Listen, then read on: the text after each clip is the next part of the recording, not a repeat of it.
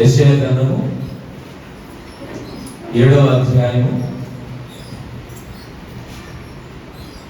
10వ వచనం నుంచి 15వ వచనం వరకు మన మధ్య ఉన్న ఇంగ్లీష్ వర్షన్ చదువుతాడు, తెలుగు వర్షన్ తెలుసు.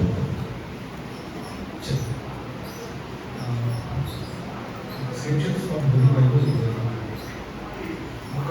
book of Isaiah, chapter 7, from 10 to 15. Again, the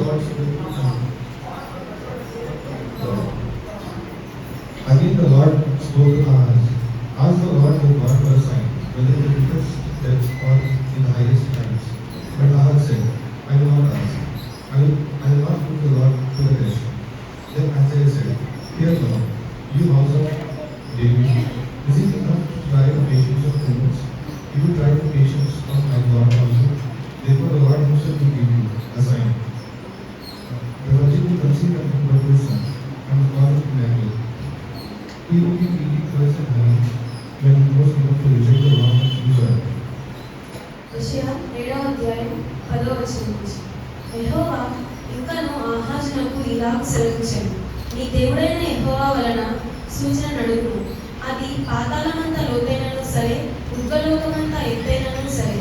ఆహాజు నేను అడుగను, యెహోవాను శోధింపనని చెప్పగా అతడు ఇలాగు చెప్పాను, దావీదు వంశస్థులారా వినుడి, మనుషులను విసిగించుట చాలదనుకొని నా దేవుని కూడా విసిగింతురా. కాబట్టి ప్రభువు తానే ఒక సూచన మీకు చూపుడు, ఆలకించుడి.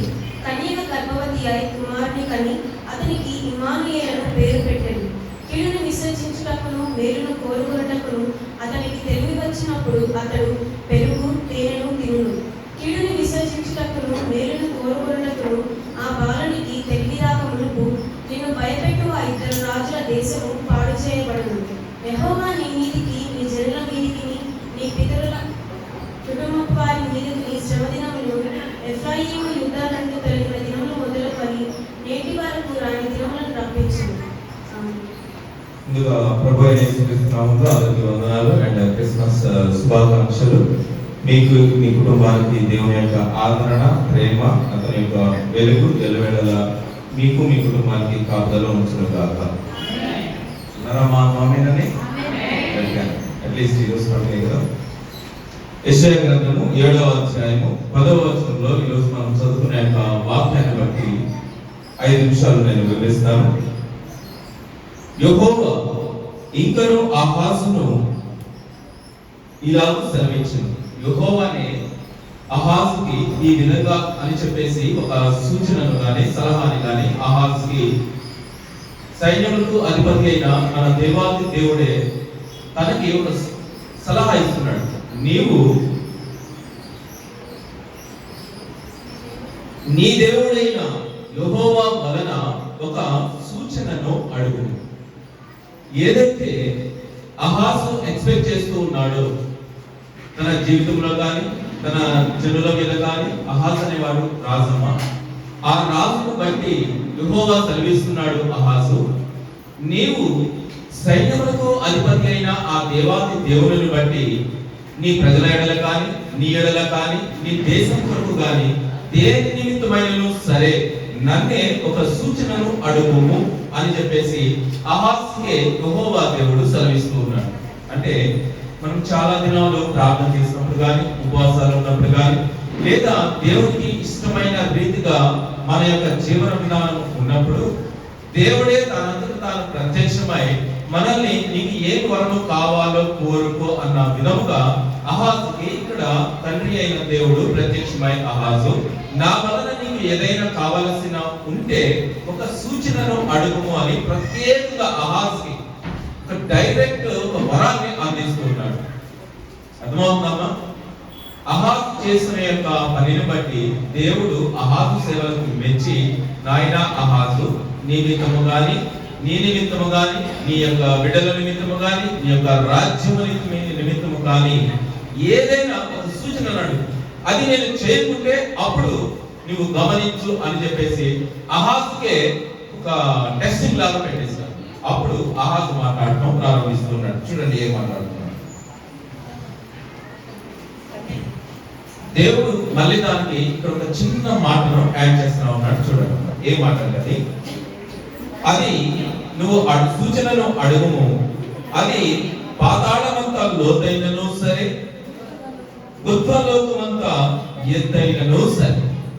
దేవుడు అహాజుకి ఒక వరాన్ని అందిస్తూ ఆ వరానికి ఒక లిమిటేషన్ అనేది ఏది కూడా పెట్టలేదు.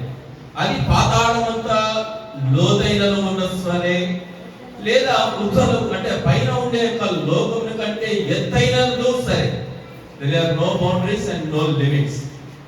ఒక వరాన్ని అహాజుని తండ్రి అయిన దేవుడు అడుగు అని చెప్పేసి తనకు ప్రత్యక్షమై తనను అడుగుతా ఉంటే దానికి బౌండరీస్ కూడా పెట్టట్లేదు.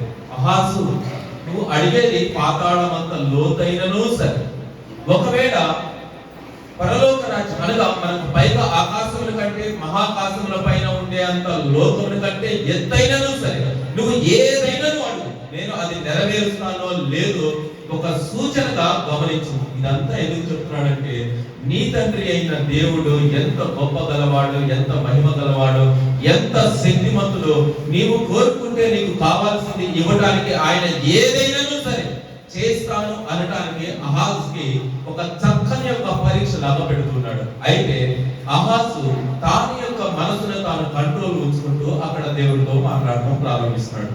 ఎంత చక్కని యొక్క ప్రత్యుత్తరం అంటే, అపనంగా ఊరక వస్తున్నది ఏదైనాను సరే మన ముందు ఉండినను దేవుని యొక్క ప్రత్యక్షతలో మనము పనిచేసే అప్పుడు మన కోరికలు, మన ఆశలు, మన ఆలోచనలు, మన నడవడిక ఏ విధంగా ఉండాలో ఇక్కడ అహాజును చూసి మనం చాలా జాగ్రత్తగా నేర్చుకోవచ్చు. అహాజు యొక్క జవాబు ఏంటో ఇక్కడ మనం విందాం. అతడు ఇలాగ సెలవిచ్చాను, ఏమనిస్తున్నాడు? దావీదు వంశస్థులారా వినుడి, మనుషులను విసుగించుట చాలదనుకొని నా దేవునిని కూడా మీరు విసుగిస్తురా? కాబట్టి ప్రభువు తానే యొక్క సూచనను మీకు చూపును. హల్లెలూయా. ఇక్కడ ఇశ్రాయేలు యొక్క బంధింపబడి చెరపట్టబడిన యొక్క ఇశ్రాయేలు గురించి ఇక్కడ మాట్లాడుతున్నారు. కానీ యాజ్ ఇన్ పర్సన్ గా మనల్ని మనం స్వయంగా మనకు మనం అన్వాదయించుకుంటే అది కనుక ప్రభు అయిన యేసుక్రీస్తులో ఒక క్వశ్చన్ ని కానీ ఒక ప్రేయర్ ని కానీ పదే పదే రిక్వెస్ట్ చేయటము, అది దేవుని ఏం చేయటమా? దేవుని మనం శోధించడము. చాలా జ్ఞాపకం. ప్రభు సైన్యులకు అధిపతి అయిన ఆ తండ్రి నీకు ఏం కావాలి అని అహాజును అడిగినప్పుడు, అతనికి లిమిట్స్ కానీ బౌండరీస్ కానీ ఏది కూడా పెట్టకుండా నీ యొక్క కోరిక ఎంత లోతైనదో సరే, అది ఎంత లోతంటున్నాడు? అగాధ స్థలములలో ఉండే పాతాళ లోకమంత లోతైనదో సరే, లేదా ఒకవేళ ఆకాశముల కంటే మహాకాశములకు పైగా ఉన్న యొక్క నగరము కంటే ఎత్తుగా ఉన్నా సరే నీ యొక్క కోరిక నన్ను అడుగు, నేను నీకు ఖచ్చితంగా ఆ పని చేస్తాను అని అహాజు కంటే అహాజు ఇక్కడ ప్రత్యుత్తరం ఇవ్వడం ప్రారంభిస్తున్నాడు. తండ్రి, ఎంతకాలము ఈ విధంగా, ఎంతకాలము మనం మనుషులను అడుగుతాం, వాళ్ళని అడుగుతాం, వీళ్ళని అడుగుతాం, అందరినీ కూడా మనకు కావాల్సి వచ్చినప్పుడు మనము సాధించే అంత వరకు కూడా జనరల్ గా ఇస్తూ ఉంటాము. నాకు కావాలి, నాకు కావాలి, నాకు కావాలి, నాకు కావాలి. But whenever we are in God, మనం దేవునికి దగ్గరగా జీవిస్తున్నప్పుడు మన అవసరతలు ఏవో ఖచ్చితంగా మన దేవునికి తెలిసి ఉంటాయి. హల్లెలూయా. ఆయన తెలియజేసుకున్నాడు, 6 లక్షల కాల్పగాన్ని దేవుడు విడిపించడానికి దేవుని యొక్క ఆత్మ ప్రేరేపింపబడినప్పుడు, ఎవరి ద్వారా ప్రేరేపింపబడింది అంటే అనేక సంవత్సరములుగా దాదాపు 400 సంవత్సరములకు పైగా యొక్క ప్రార్థన ప్రతిఫలము ఒక రోజు వచ్చింది. 6 లక్షల కాల్పనకు అంటే ఎక్కువగా అనేక మంది చిన్నపిల్లల దగ్గర నుంచి పండు ముసలి వాళ్ళు వరకు అంటే ఏజ్ ఆఫ్ స్టార్టింగ్ అంటే 7-8 ఇయర్స్ నుంచి వాళ్ళ ఇంట్లో ప్రేయర్స్ చేయడం స్టార్ట్ చేశారు అనుకోండి. ఆ ఓల్డ్ ఏజ్ వాళ్ళు కూడా ఒక 8 ఇయర్స్ 9 ఇయర్స్ 100 ఇయర్స్ వాళ్ళు కూడా వాళ్ళందరి ప్రేయర్ రిక్వెస్ట్ ఒకటే, తండ్రి ఈ బానిసత్వపు బతుకులో నుంచి మాకు విడుదలను కలిగించు. ఐగుప్తు దేశంలో చెరపట్టబడిన ఇశ్రాయేలీయులు అందరూ ఫ్యామిలీస్ లో కూడా చిన్న పిల్లల దగ్గర నుంచి ముసలి వాళ్ళు అందరి వరకు కూడా ఒకటే ప్రార్థన వాళ్ళకి కావాల్సింది, తండ్రి నీ యొక్క రాజ్య స్థాపనలో అనగా నీ రాజ్యము అబ్రహాముకి ఇచ్చిన యొక్క వాగ్దాన ప్రకారంగా వాగ్దాన దేశంలో మమ్మల్ని ప్రవేశింప చేస్తాను అన్నావు. కానీ బట్ మేమును మా సంతానమును మా తరములను మా యొక్క జనరేషన్స్ అన్ని కూడా ఈ ఐగుప్తు దేశంలో ఫరో దగ్గర మేమందరం బంధింపబడి ఉన్నాం. ఎప్పుడు మాకు విడుదల కలుగు చేస్తావు తండ్రి అని చిన్న పిల్లల దగ్గర నుంచి ముసలి వాళ్ళ వరకు అందరూ కూడా ప్రార్థన చేస్తున్నారు. ఆ ప్రార్థన ఎన్ని సంవత్సరాలు చేశారు? దాదాపుగా 400 years, 400 సంవత్సరాల కాలంలో పాటు ప్రార్థన చేస్తూనే ఉన్నారు. చూడమ్మా, ఇక్కడ రెండు విషయాలు నేను మీకు తెలియజేస్తాను. దేవుడే వచ్చి మీకు ఏం కావాలి అని అడిగినప్పుడు ఆయన అడిగిన యొక్క ప్రశ్నకి జవాబుగా మనం ఏదైనా అడగడం ప్రారంభించాము అంటే అది శోధింపబడటము అలాగా అహాజు ఇక్కడ తెలియజేస్తున్నాడు. బట్ 400 సంవత్సరాల కాలం బట్టి బంధింపబడిన ఇశ్రాయేలీయుల యొక్క ప్రార్థన దేవునికి ఇష్టమై ఉన్నది. ఆలోచిస్తున్నారమ్మా? డిఫరెన్స్ అర్థమవుతా ఉందా? అహాజు ఒక్కసారి దేవుని దగ్గర రిక్వెస్ట్, ఆయనే వచ్చి నీకు ఏం కావాలి అనుకున్నప్పుడు ఈయన ఏదైనా అడగటమో దేవునిని శోధించటముగా అహాజు భావించాడు. రెండు మనసులు చూడండి. ఒక సైడ్ 6 లక్షల మంది ఉన్నారు, ఒక సైడ్ ఒకడే ఉన్నారు. దేవుడు వీరికి ప్రత్యక్షమయ్యాడు, దేవుడు వీరికి ప్రత్యక్షమయ్యాడు. ఒక వారి దగ్గరకు వచ్చి నువ్వు ఏదైనా అడుగు అహాజు, అది ఎంత పెద్దదైనా సరే లేదా ఎంత పెద్దదైనా సరే నేను ఖచ్చితంగా ఒక సూచనగా ఉండడానికి, నీ దేవుడు ఎంత గొప్పవాడు అనేది నీకు తెలియజేయడానికి నేను నీ దగ్గర గ్యారెంటీగా పని చేసి పెడతాను అని అహాజు దగ్గర వచ్చాడు. ఒక సైడ్ 6 లక్షల మంది ఉన్నారు, చిన్న దగ్గర నుంచి పెద్దవాడు. వాళ్ళు ఎన్ని రోజులు ప్రార్థన చేస్తా ఉన్నారు? 400 సంవత్సరాల కాలం నుంచి జనరేషన్స్ అందరూ కూడా ప్రార్థన చేస్తున్నారు. బట్ ఇక్కడ ఉన్న డిఫరెన్స్ ఏంటి అంటే, ఎందుకు అహాజు దేవునిని శోధించకూడదు అని ఒకటే అనుకున్నాడు. ఇక్కడ 400 సంవత్సరాల కాలం నుంచి చేస్తున్న యొక్క ప్రార్థన ఎందుకు దేవునికి ఇష్టమై ఉన్నదో ఇప్పుడు నేను మీకు అహాజుని అడిగాడు దేవుడు. అహాజు నీ కోసము కానీ, నీ ప్రజల కోసము కానీ, నీ దేశం కోసము కానీ ఏదైనా సరే నీకు కావాల్సింది ఎంతో నా దగ్గర తీసుకో అని చెప్పేసి అన్నాడు. అంటే ఏంటి? అక్కడ ఏదో ఒక పర్సనల్ ఇంటెన్షన్ జరుగుతా ఉంది. తనకు కావాల్సింది ఏదో దేవుడు ప్రత్యక్షంగా అడగమైనప్పుడు కూడా అహాజు ఎందుకు అడగట్లేదంటే తనకు స్వయంగా కావాల్సింది ఏది కూడా తాను దేవుని అడగాల్సిన పని లేదు. హల్లెలూయా. మన సొంత అవసరము విషయమై ఏ విషయంలో కూడా దేవుని మనం అడగాల్సిన పని లేదు. ఎందుకు అంటే అది ఖచ్చితంగా నీకు ఏమి కావాలో అది దేవుడు ఏర్పాటు చేసి ఉన్నాడు. హల్లెలూయా. ఎందుకు అంటే మనము ప్రభువైన యేసుక్రీస్తు రక్తంలో కడగబడిన వారము కనుక నీ యొక్క ప్రతి ఒక్క అవసరత దేవునికి ఎరుకే. హల్లెలూయా. నేను మా అమ్మ నాన్నని చాలా ప్రేమిస్తాను. ప్రతి విషయం నేను చాలా సార్లు చెప్పుకుంటాను.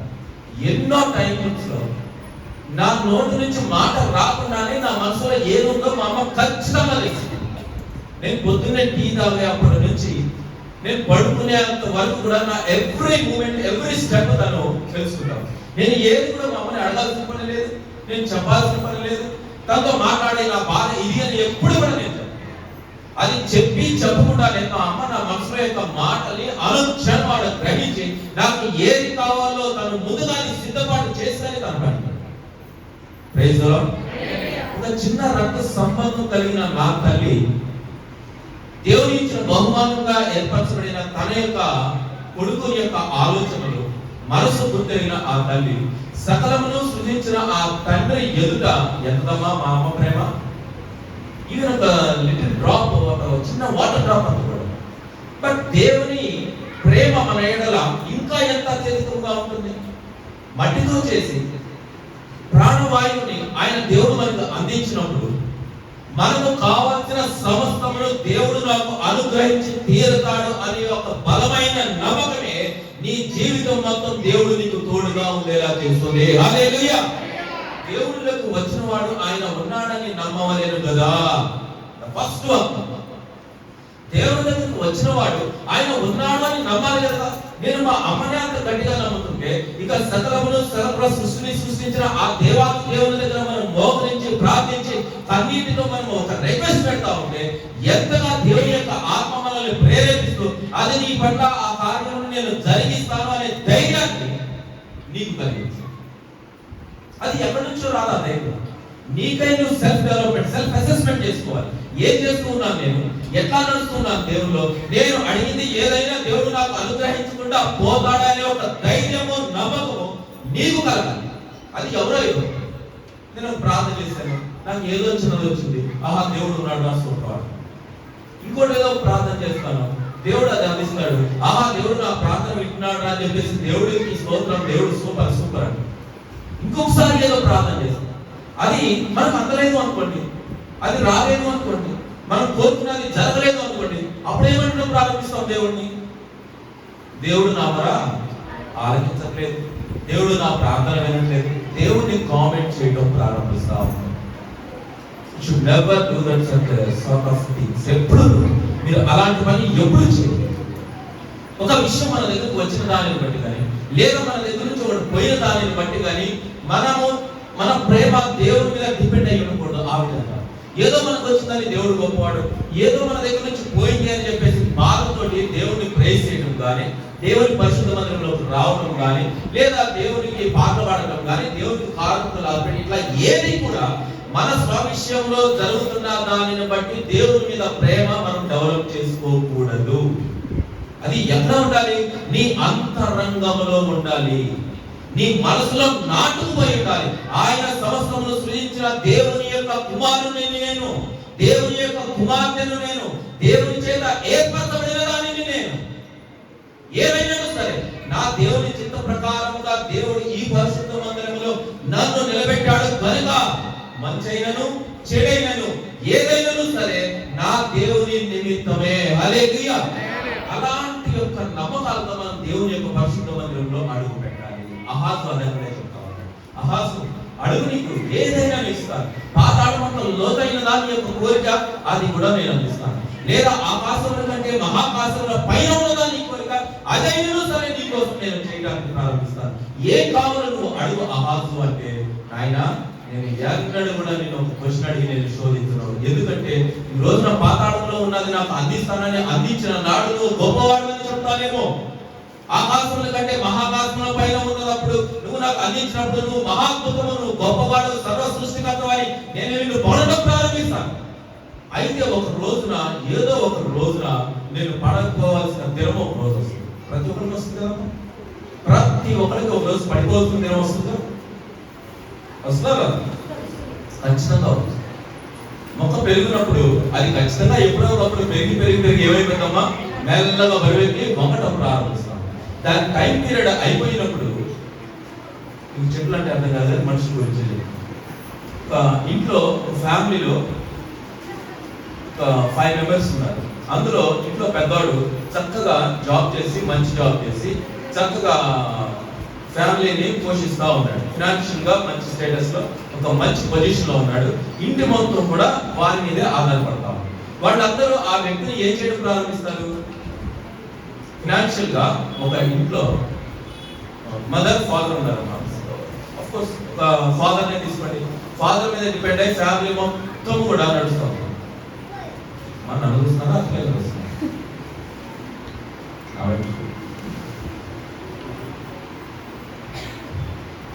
ఒక ఫ్యామిలీని లీడ్ చేస్తున్నప్పుడు ఇంట్లో పెద్దవాళ్ళు మంచి సంపాదనలో ఉండి భార్యకు కావాల్సింది, తన యొక్క పిల్లలకు కావాల్సింది తండ్రి సమకూరుస్తూ ఉన్నప్పుడు ఎంతో గౌరవించడం ప్రారంభిస్తూ ఉంటాం.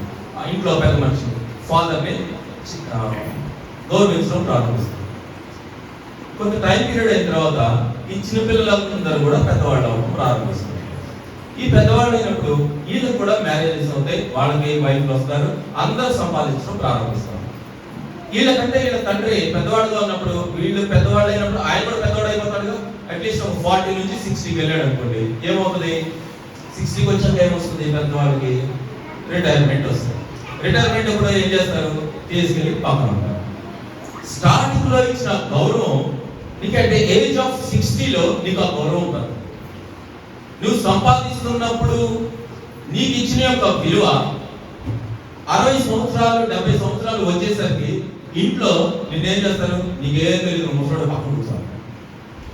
అంతేకామా, నీకేం తెలీదు, పక్కన కూర్చోవాలి.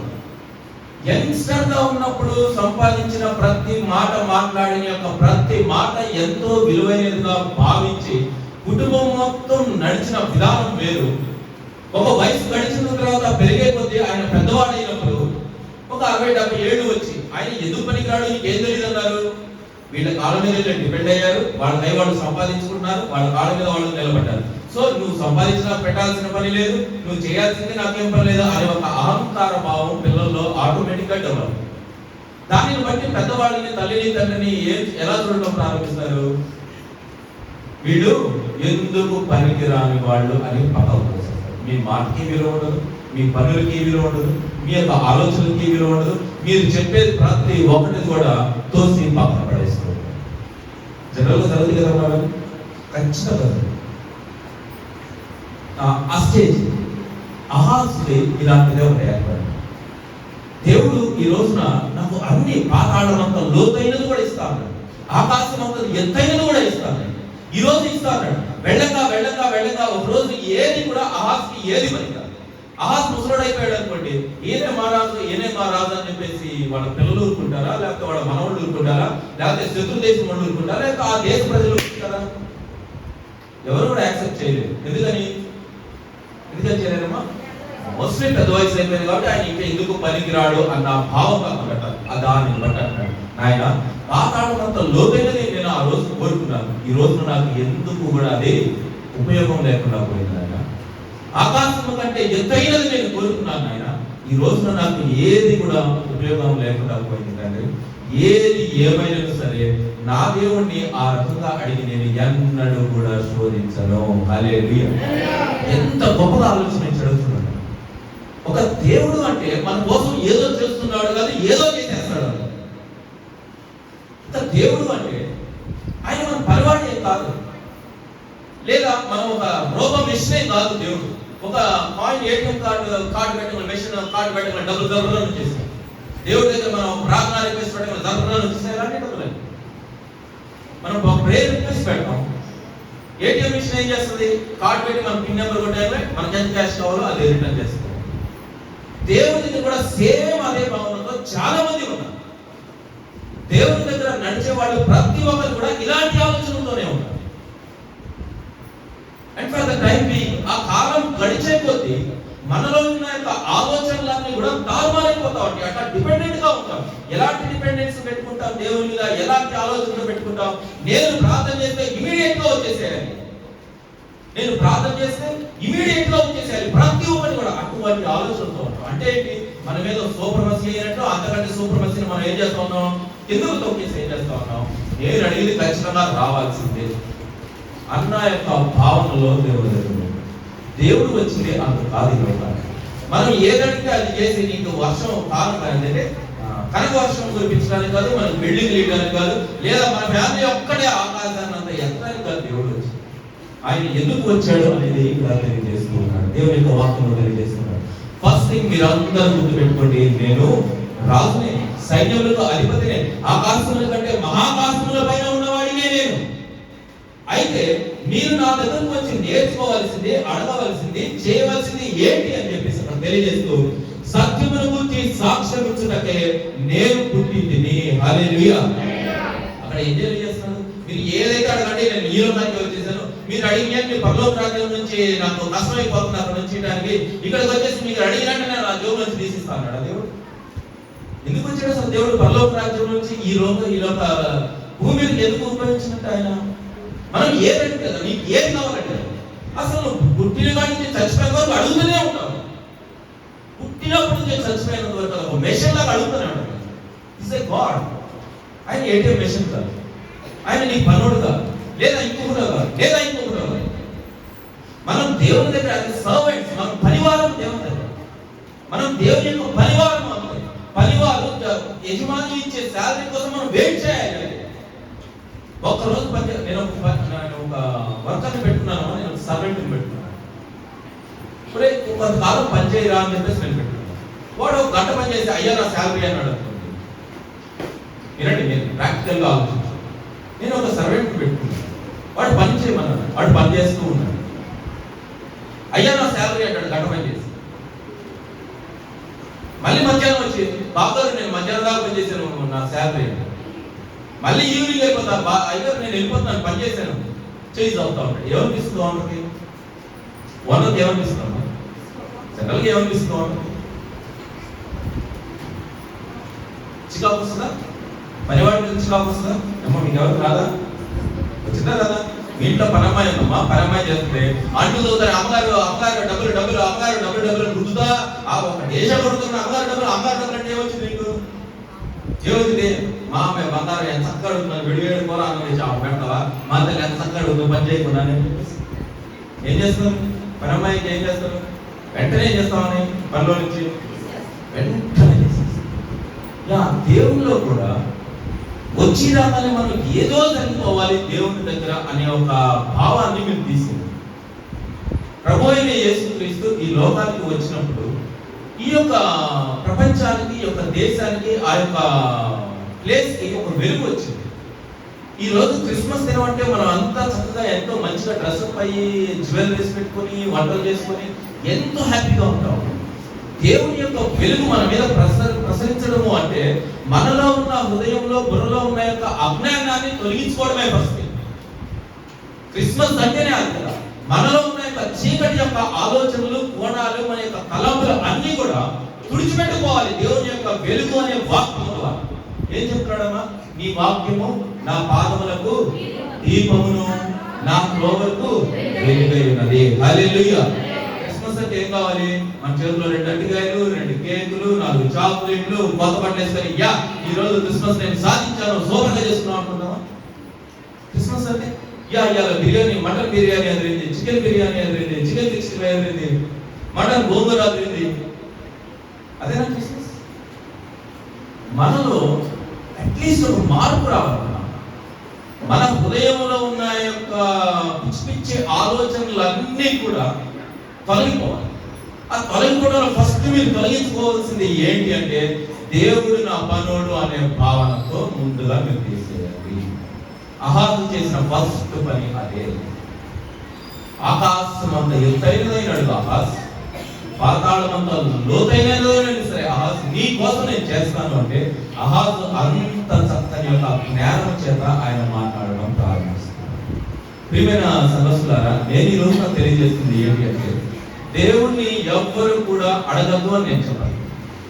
దేవుడి దగ్గర మీకు కావాల్సింది ఏదో మీరు పొందడానికి ముందుగా మీ యొక్క హృదయాన్ని, మీ నడకల్ని, మీ ఆలోచనల్ని ముందుగా మార్చుకోవాలి అని తెలియజేస్తుంది. క్రిస్మస్ ద్వారా మన ఇంట్లోకి వెలుగు రావాలి అంటే ముందుగా మన హృదయానికి పట్టిన ఆ బూజుని మీరందరూ కూడా వెలిపివేయండి. దేవుడు మన పనివాడు కాదు, ఆయన సర్వలోకాధికారి, సకలమును సృష్టించిన సర్వయుగములలో సజీవుడైన ఆయన దేవాది దేవుడు. ఆయన ఒక సూపర్ మసీ అని చెప్పేసి మీరు ఒక గొప్ప భావన కలిగి ఉండండి. అసలు ఆయన ముందు మోకరించి ప్రార్థించడానికి కూడా నేను అర్హుడే కాదు అనే భావనతో ఆయన ముందు గజగజగా వణుకుతూ ఉంటాడు. ఆయనకి ఎవరంటే ఇష్టము? దేవుని యందు భయము, భక్తి కలిగిన వారంటేనే ఆయనకి ఇష్టం. ఇక్కడ 400 సంవత్సరముల కాలమును బట్టి ప్రార్థన చేసుకునే యొక్క ప్రార్థన రీతి దేవునికి నచ్చింది. అర్థమవుతుందమ్మా? అక్కడ అహాజు అడిగితే ఏం జరిగేదో అనేది మనకు తెలియదు. బట్ అహాజు చాలా తెలివిగా తప్పించుకున్నాడు ఆయన సిచ్యుయేషన్. అక్కడ 400 సంవత్సరాల కాలం నుంచి మొదటి నుంచి చివరి వరకు కూడా అక్కడ వాళ్ళ యొక్క ప్రార్థన ఏంటి? తండ్రి, నీ యొక్క ఏర్పాటు ఏదైతే ఉన్నదో దానిని జరిగించుటకు మాకు విడుదల కలిగించుము. హల్లెలూయా. అబ్రహాం ఏ వాగ్దానం చేశాడమ్మా? నీ యొక్క సంతానాన్ని ఆకాశ నక్షత్రముల వలె, ఇసుక రేణువు వలె నేను విస్తరింపజేస్తాను అనే ఒక మాటను బట్టి వీళ్ళందరూ ఏం చేస్తూ ఉన్నారు? నాయన, మమ్మల్ని ఆకాశ నక్షత్రములంతా విశాలంగా చేస్తున్నావు కదా, గొప్పవారిగా చేస్తున్నావు కదా, నీ బిడ్డలుగా మమ్మల్ని ఎన్నుకున్నావు కదా, కానీ మాకు ఈ బానిసత్వపు బతుకు ఏంటి నాయన అని చెప్పేసి వాళ్ళందరూ మోకరించి ప్రార్థించారు. అక్కడ వాళ్ళ సెల్ఫ్ అంటే స్వార్థం ఏమీ లేదు. అక్కడ దేవుని యొక్క చిత్తం ఏదైతే ఉన్నదో అది నెరవేర్చబడాలి అని చెప్పేసి అందరూ కోరుకున్నారు. చూడండి, ఇక్కడ నేను ఇంకొక ట్విస్ట్ చెప్తాను అన్నమాట. ప్రార్థన చేశారు, దేవుడు విడుదల కలిగించాడు. 6 లక్షల కాల్పాలాన్ని అంతమంది ప్రార్థించిన రీతిని దేవుడు ఎంతమందిని చేర్చాడు? దేవుడు వాగ్దానం చేసిన యొక్క భూమిలో కేవలం ఎందుకు గమనిస్తున్నారమ్మా? 6 లక్షల కాల్బలము అందరూ కలిసి ఒక ప్రార్థన చేస్తే దేవుడు ఖచ్చితంగా ఆయన దాని నుంచి విడుదల కలిగించాడు. ఈ విడుదల కలిగించిన యొక్క కాలము మధ్యలో ఉన్న యొక్క సంవత్సరంలో దాదాపు 40 సంవత్సరాలు. ఈ 40 సంవత్సరాల దేవుడు ఏం చేశాడు తెలుసా? 6 లక్షల మందిని జల్లెడ పడటం ప్రారంభించాడు. 6 లక్షల మందిని జల్లెడ పడటం ప్రారంభించాడు. ఆ జల్లెడలో ఎవరున్నారు? కొంతమంది ఉన్నారు. నాయన, ఐగుప్తులో ఉంటేనే మేము చక్కగా ఉన్నాము, కీరకాయలు తిన్నాం, దోసకాయలు తిన్నాం, బీరకాయలు తిన్నాం, చక్కలాలు తిన్నాం, చెగోడీలు తిన్నాం, చింతకాయలు తిన్నాం. ఈ చెప్పిన వాళ్ళందరూ ఏం చేశాడు? దేవుడు ఫిల్టర్ చేయడం ప్రారంభించాడు. ఆయన ఫిల్టర్ చేసుకుంటున్నాడు. ఇదిగో ఈ యొక్క 6 లక్షల కాల్బలాన్ని నా యొక్క వాగ్దానం దేశంలో నేను ప్రవేశింప చేయడానికి వీళ్ళని నేను ఫిల్టర్ చేయాలి కనుక ఎవరు ఎలిజిబుల్, ఎవరు ఎలిజిబుల్ అనేది ఆయన ఫిల్టర్ చేస్తూ ఉంటాడు.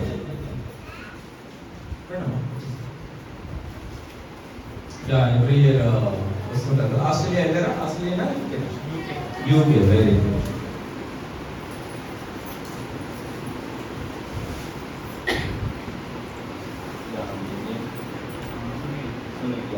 సునీల్ ఎవ్రీ ఇయర్ అప్పుడు దాదాపు నాన్నగారు ఉన్నప్పుడు ఆ టైం నుంచి వస్తూ ఉండేవాళ్ళు. సో ఫారెన్ వెళ్ళాలి అని దీనికోసం నాకు బాగా ట్రై చేస్తున్నారు. సో ఎప్పుడు న్యూ ఇయర్ వచ్చినా తన యొక్క కోరిక నెరవేరింది అని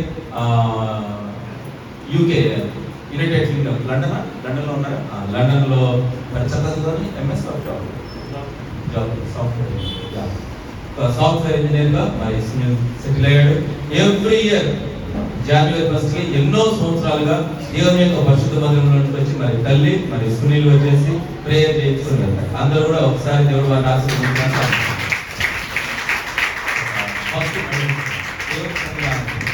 మనం చెప్పుకుంటాము ఫారెన్ నుంచి రావాలి మంచి వచ్చి కూడా అనుకుంటున్నాం. ఈ సంవత్సరం ఎంతమంది వచ్చారు? సునీల్ అండ్ దీప్ ఇద్దరు వచ్చారు. అట్లాగే మనలో ఉన్న యొక్క గవర్నమెంట్ అందరూ కూడా నా కోరికలు ప్రతి ఒక్కరు కూడా మీ యొక్క జీవన విధానాన్ని మార్చుకొని గొప్పవారిగా అయ్యి ఈ విధంగా మీరు చర్చ్ రావాలి. రోజు అంటే చర్చ్ రావాల్సిన పర్లేదు. మీరు మంచి రోజు రావద్దంటే చర్చికి రావద్దు అంటే ఏదైనా పనులు చేసుకుంటూ దూరంగా ఉండి ఇట్లా అభిష్టంగా ఉండండి. మీరున్న ప్లేస్ లో మీరు చర్చ్ వెళ్ళండి. మన చర్చికి వచ్చినప్పుడు అది గర్వంగాను గొప్పగాను. దేవుని యొక్క ప్రత్యక్షత ఆహాజుకి ఎదురైనప్పుడు తన ముందు ఒక లిస్ట్ పెట్టాడు, ఏదైనా చేస్తాడు. ఆయన అడిగినను అడగకపోయినా మీ మైండ్ లో ఫిక్స్ అవ్వాల్సింది ఈ పాయింట్. నేను చెప్పే ఇప్పుడు ఈ పాయింట్. అహాజ్కి దేవుడు ప్రత్యక్షమై ఏం కావాలో అని కోరుకొని ఒక లిమిటేషన్స్ కానీ బౌండరీస్ కానీ అంటే హద్దులు కానీ సరిహద్దులు కానీ ఏవి కూడా పెట్టకుండా ఏదైనా కోరుకొని పెట్టినప్పుడు అహాజ్ గారిని సున్నితంగా తిరస్కరించి దేవుడిని అడగటం కూడా దేవుడిని శోధించడమే అని చెప్పేసి ఆయన భావించి అన్నినప్పుడు ఆయనను దేవుడు ఎంత ప్రేమ కలిగిన వాడో ఆ నెక్స్ట్ వర్స్ లో ఉండేది చూడమ్మా. మళ్ళీ స్టార్టింగ్ నుంచి చదువుతాను, అది చెప్పి నేను క్లోజ్ చేస్తాను. 10వ వచనం చూడండి. యెషయా గ్రంథము 7వ అధ్యాయము 10వ వచనం నుంచి నేను మళ్ళా చదువుతాను. యెహోవా ఇంకను అహాజునకు ఇలాగ సెలవిచ్చెను, నీ దేవుడైన యెహోవా వలన సూచన అడుగుము, అది పాతాళమంత లోతైనను సరే ఉర్ధ్వలోకమంత ఎత్తైనను సరే. అహాజు అంటున్నాడు, నేను అడుగను, యెహోవాను శోధింపనని చెప్పగా అతడు ఇలాగ చెప్పాను, దావీదు వంశస్థులారా వినుడి, మనుషులను విసిగించుట చాలదనుకొని నా దేవునిని కూడా మీరు విసిగింతురా?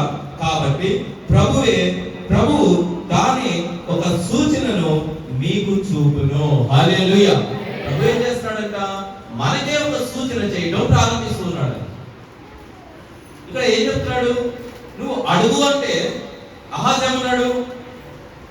ఏమన్నాడు అహాజ్? నువ్వు అడుగు అహాజ్ అని దేవుడు అంటే అహాజ్ ఏమన్నాడు? అక్కడ ఏమన్నాడమ్మా? ఎంత ధైర్యం కావాలమ్మా, ఎంత ధైర్యం కావాలి ఆ మాట మాట్లాడు. దేవుడే వచ్చి నీకు ఏం కావాలి నాయన అంటే నేను నిన్ను ఆడగాను అన్నాడు. ఎంత కోపం వస్తుంది? దేవుడు కోపం వస్తుందా రాదా? వస్తారా? దేవుడు కోపం వస్తారు. ఇప్పుడు మన పేరెంట్స్ వచ్చేసి ఇలా నీకు ఏం కావాలంటే అడుగు, లేకపోతే ఒక అత్తగారే వచ్చేసి ఒక కోడలను అడిగిందమ్మా, అమ్మాయి పండగకి ఏం కావాలో అడుగు అందనుకో. ఏమైంది కోడలు? మా అత్తయ్య నన్ను అడిగింది, అడిగేద్దాం ఇష్టం. ఏమైంది? ఏమైందా బతుకేద్దా, నన్నే అడగమంట, నాకే చెరువులు ఇచ్చే అంత అయిపోయింది. ఏమా నేను 4 మెతుకులు పడేస్తే తినేమా అనే అహంభావం వస్తారా? జనరల్ గా అక్కలకి గొడవకు వచ్చే రిలేషన్ ఇదే కదా మా గొడవలో. నువ్వంటే ఎంత, నువ్వంటే ఎంత, నువ్వు గురించేదనమా, నీ గురించేదనమా, మీ నాన్న గురించి కూడా, మీ అమ్మ గురించి కూడా, ఇలాంటివి వచ్చే జనరల్ ఇద్దరు లేడీస్ ఇంట్లో పడలేదు అనుకోండమ్మా, ఇవే కదా గొడవలు. నువ్వెళ్తా అంటే నువ్వెళ్తా, మా దగ్గర ఉండేది ఎంతకే, మనం నువ్వెళ్తా అంటే నువ్వెళ్తా. మరి దేవుడి దగ్గర ఎంత ఉంది?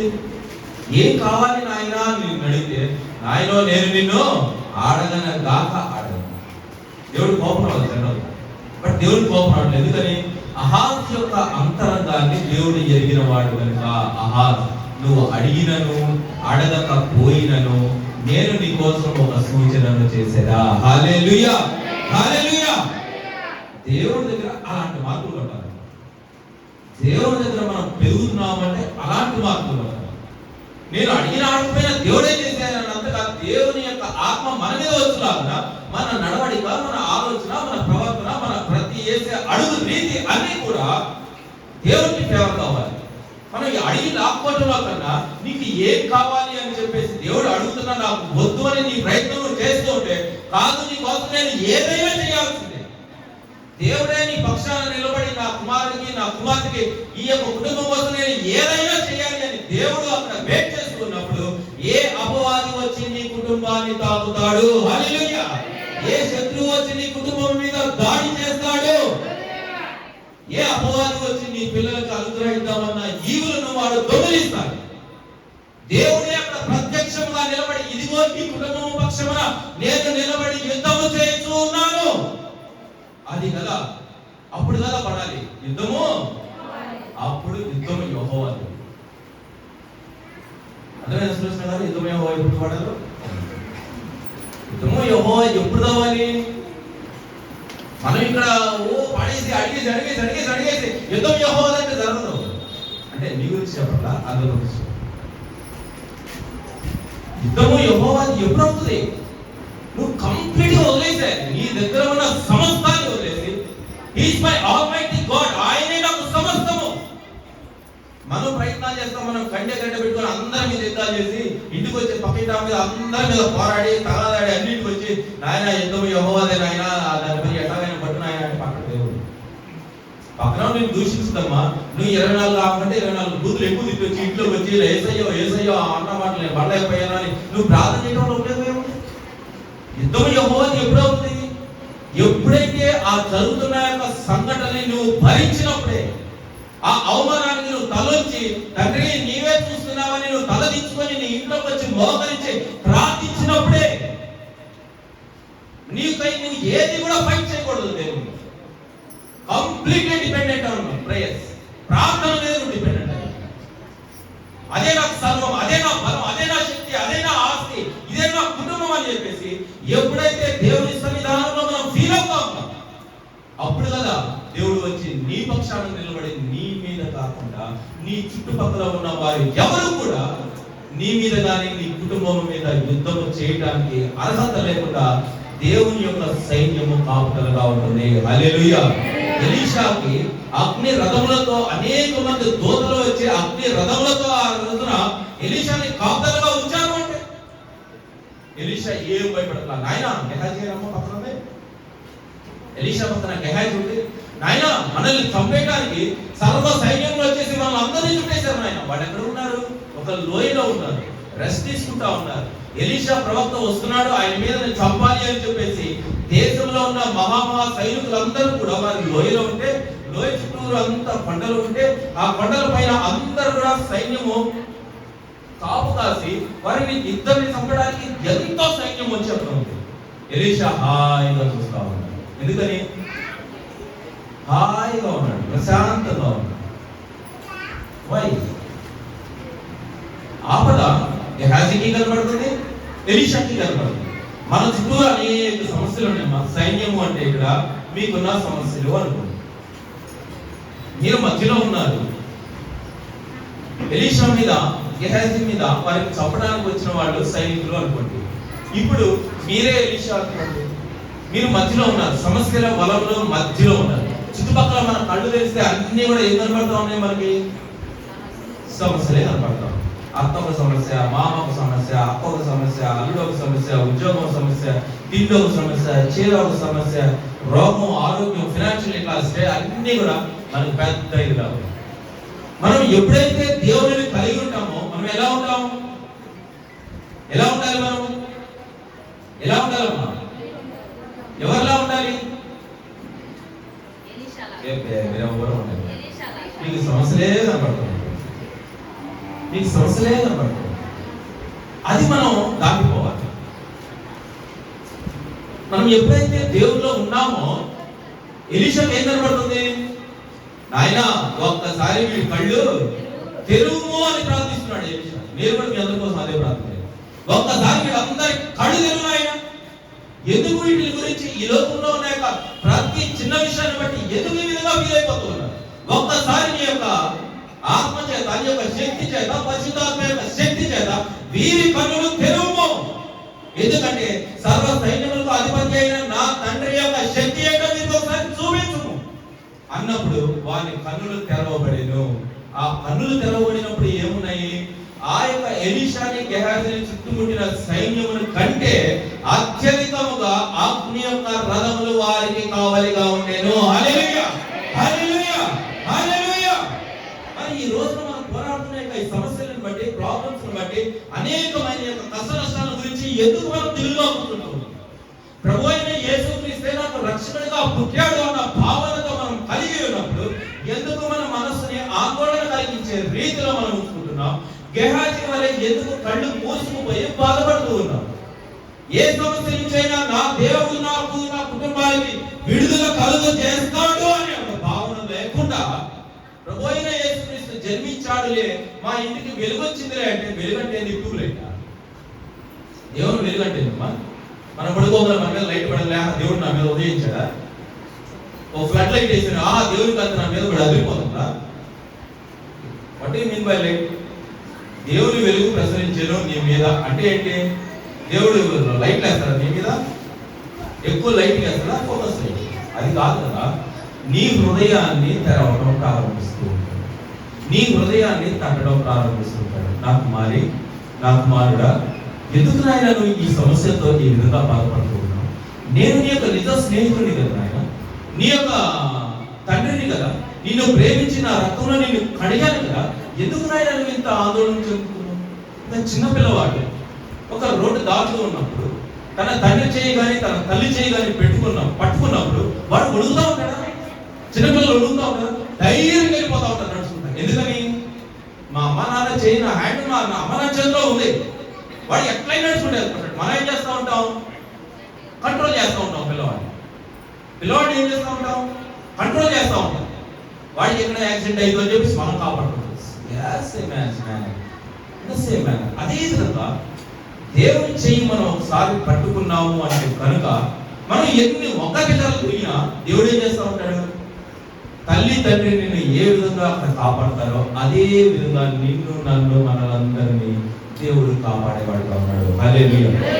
కదా వెలుగంటే, క్రిస్మస్ వెలుగులంటే ఇలాంటి యొక్క మాటలు, ఇలాంటి యొక్క వాక్యాలు కదా. ఈ యొక్క వాక్యం ద్వారా, ఈ యొక్క వెలుగు ద్వారా మనలో హృదయంలో ఏం రావాలి? ధైర్యం రావాలి.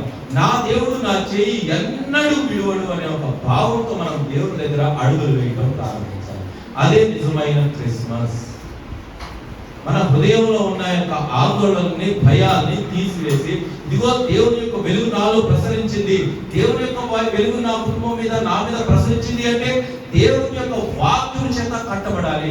ఆయన నీ హృదయాన్ని తడతా ఉన్నాడు. నాయన, నా కుమారుడా, నా కుమారి, ఎందుకు నాయన నువ్వు ఎంతగా ఆందోళన చెందుతున్నావు? నీ రక్షకుడు నీ కోసం ఉదయించిన వాడు, నీ కోసం అంటే ఒక సూచన చేద్దామని వచ్చిన వాడు నీ పక్కనే ఉన్నాడు. నాయన, ఎందుకు నువ్వు అంత ఆందోళన చెందుతున్నావు? ఎందుకు నువ్వు అంత దిగులు చెందుతూ ఉన్నావు? నీ హృదయం అనే తలుపుని ఆయన తడుతూ వచ్చేసి నీ హృదయాన్ని తడతా ఉన్నాడు. నా కుమారి, నా కుమారుడా, ఎంతకాలం ఈ విధంగా ఉంటావు నాయన? నేను నీ పక్కనే ఉన్నాను తండ్రి. నీ హృదయాన్ని పరీక్షించడానికి ఆయన నీ హృదయం అనే తలుపు దగ్గర ఉండి నాక్ చేస్తానే ఉన్నాడు.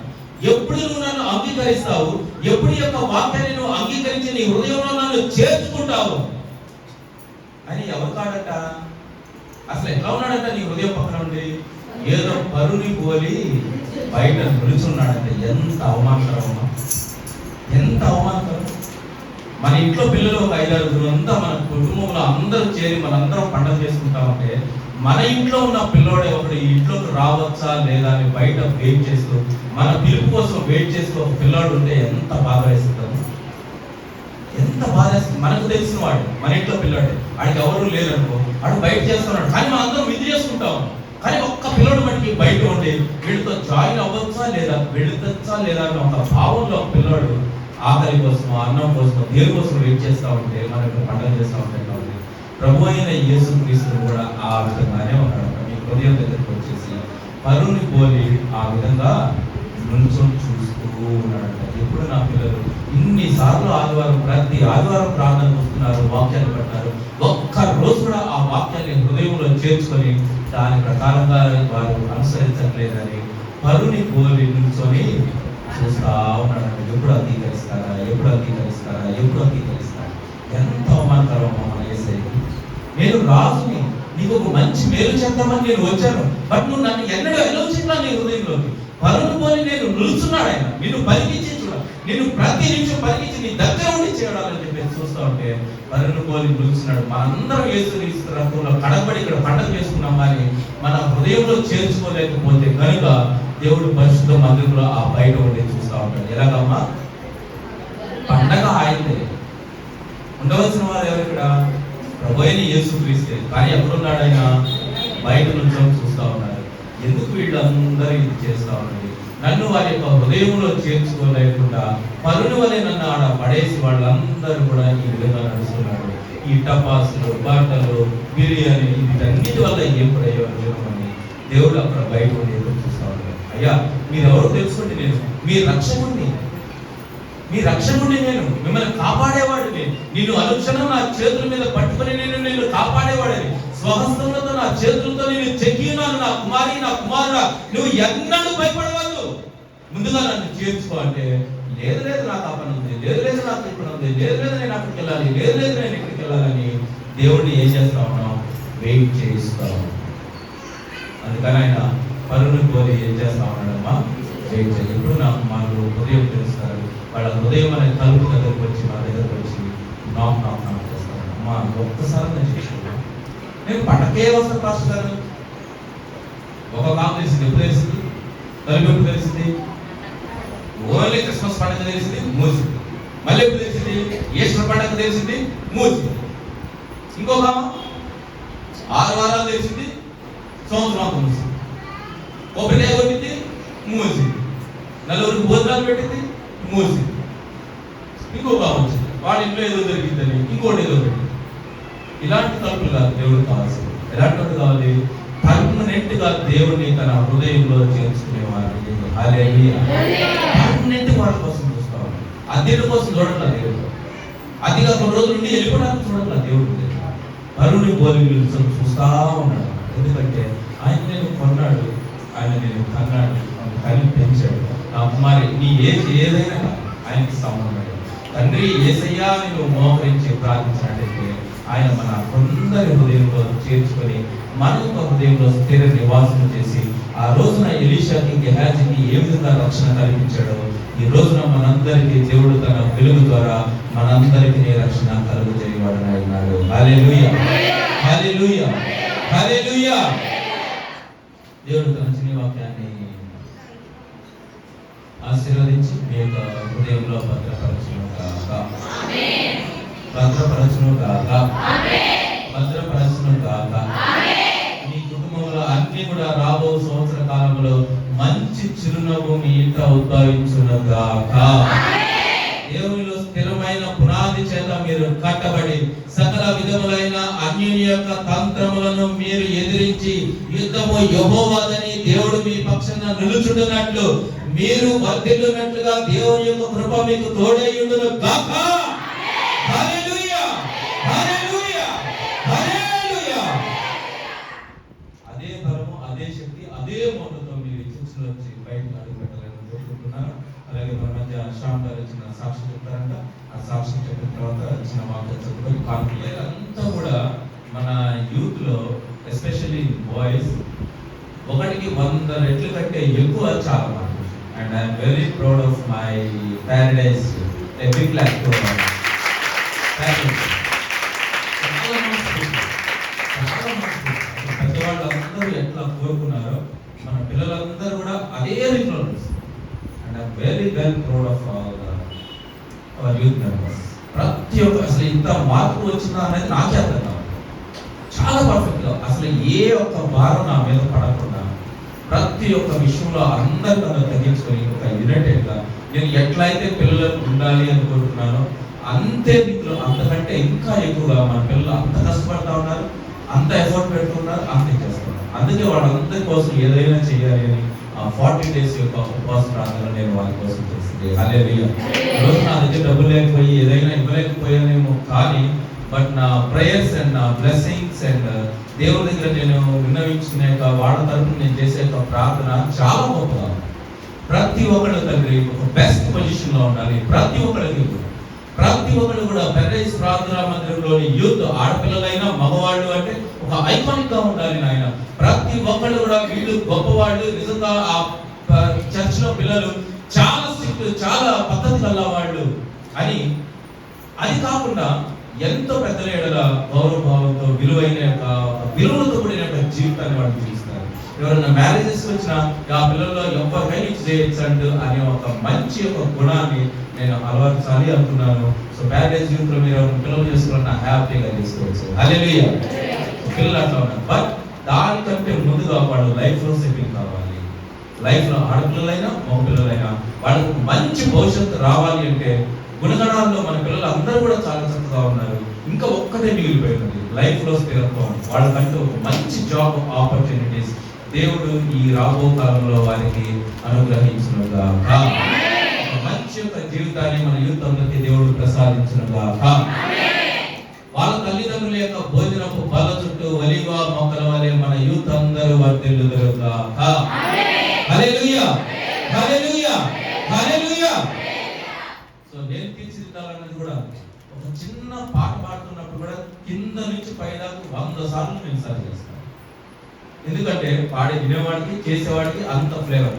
ఈవెన్ ఒకవేళ అది మిస్ అయింది అనుకోండి, పాడుతున్నా మీరు కూడా వాళ్ళు నవ్వుతారు, కామెంట్స్ చేస్తారు. అట్లా నాకు అట్లా అవడం కూడా ఇష్టం. మన వాళ్ళని నేను ఒకసారి నిల్చో పెట్టాను అంటే వీడు సూపర్ రా అనిపించుకునేదా నేను ప్రయత్నం చేస్తాను. ఇంకా దేవుళ్ళు మిమ్మల్ని అందరినీ తీర్చిదిద్దుతాను అంటే ఒక మనుషుల దగ్గరే నా పిల్లలు ఇంత పర్ఫెక్ట్ గా, నా పిల్లలు అంటే మనవాళ్ళు వీళ్ళని ఇంత పర్ఫెక్ట్ గా చేస్తానంటే రేపు నా సంఘాన్ని అందరినీ నేను ఎవరి దగ్గర నుంచోబెట్టాలి? దేవుని దగ్గర నుంచోబెట్టాలంటే మరి మీ ఎడలో నేను ఎంత స్ట్రిక్ట్ గా ఉంటాను ఏమా? అందుకే నేను చాలాసార్లు నేను స్ట్రిక్ట్ గా చెప్తా ఉంటాను, కొన్నిసార్లు కోపడతా ఉంటాను, కొన్నిసార్లు చాలా ఇదిగా ఉంటాను. దేవుని దగ్గర అంటే దేవుని దగ్గరే.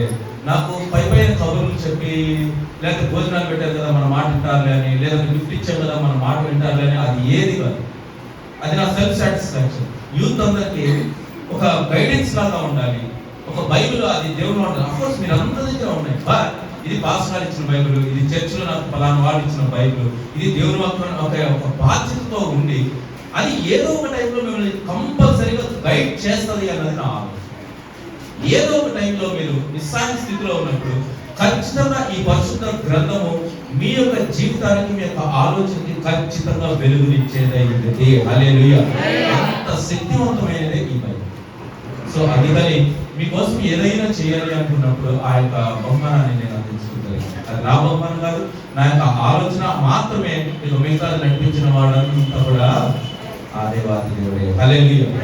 సో అనుదినం మీరందరూ కూడా దేవుని యొక్క సన్నిధానంలో మన పరదేశ ప్రార్థనా మందిరంలో యూత్ అందరి కోసం మీరు ప్రార్థించండి. అలాగే కొత్త వాళ్ళు వస్తూ ఉన్నారు, వాళ్ళ పిల్లలు ఉంటున్నారు, వాళ్ళ పిల్లలు తెలుసుకోండి, వాళ్ళ అవసరాలు తెలుసుకోండి. మీ పిల్లలతో పాటు వారిని కూడా మీ పిల్లలుగా భావించి, వాళ్ళ అవసరతలే మీ అవసరంగా భావించి, వారి కష్టాన్ని మీ కష్టంగా భావించి, ఇదిగో ఈ యొక్క సమస్య నుంచి వారికి విడుదల కలగాలి అనే ఒక భావంతో అందరూ కూడా ఒకరికొకరు ప్రార్థన చేసుకునే రీతిలో వాక్యం అనేది మనం చేపట్టుకున్నప్పుడే మనం ఇక్కడ నుంచి దేవుని మందిరాల నుంచి బయటకు వెళ్ళేటప్పుడు దేవుడు నిజంగా నాకు తోడుగా ఉన్నాడు అన్న ధైర్యంగా ఉన్నాడు.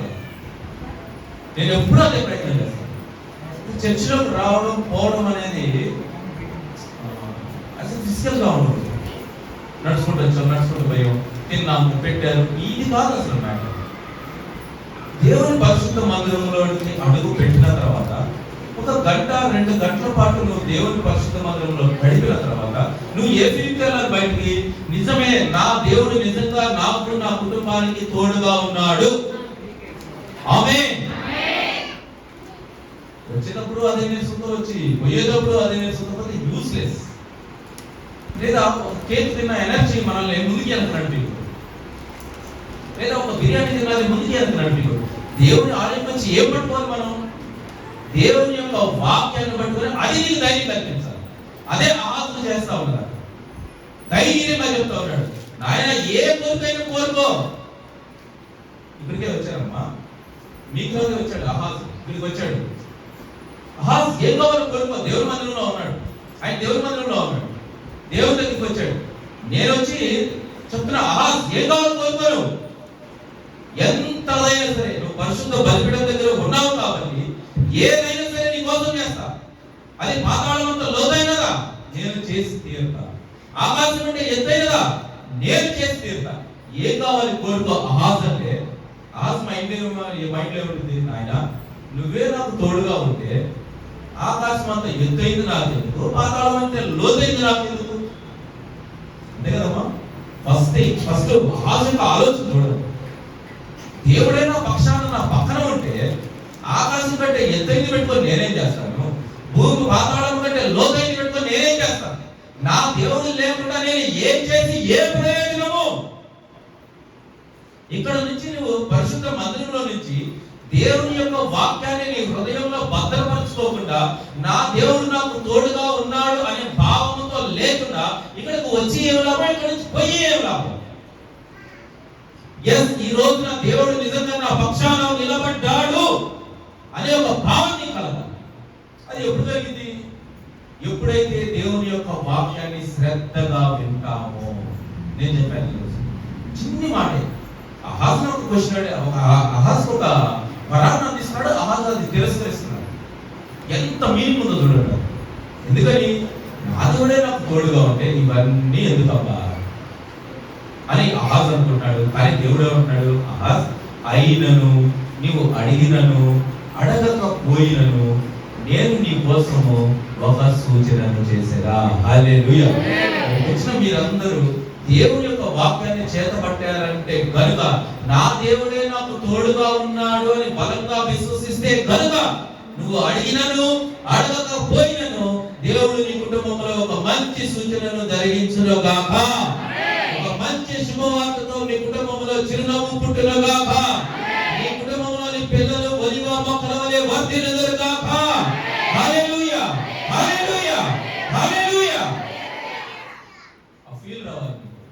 హల్లెలూయా అన్నప్పుడు ఏమనాలి? హల్లెలూయా అన్నప్పుడు ఏమనాలమ్మా?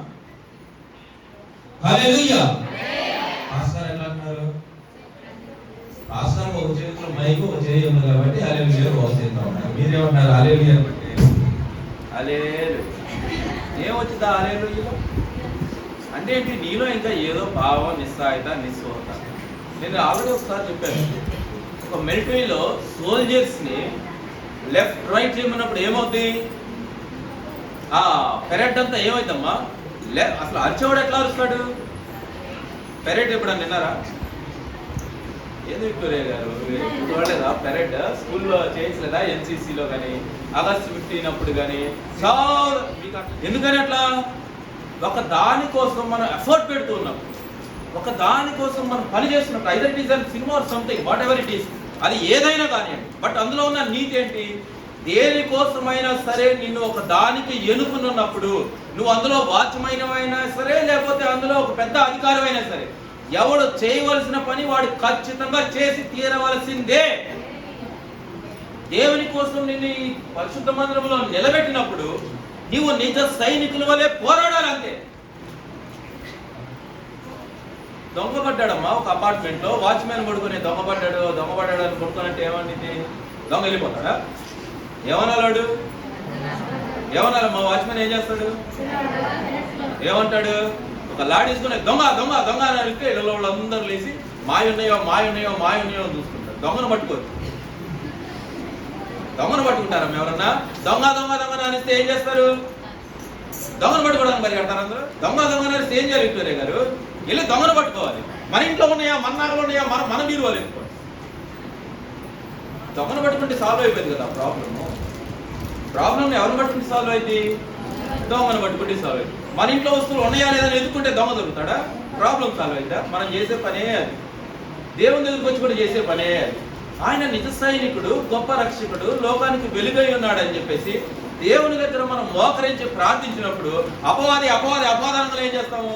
మన యొక్క వచ్చిన ప్రాబ్లమ్స్ చూసి మనం భయపడతా చేస్తాం.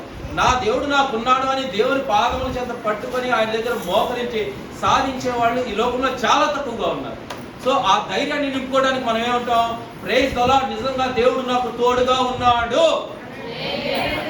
హల్లెలూయా. అలా చెప్పేముంది? పక్కన ఉన్న అపవాదికి కూడా భయం.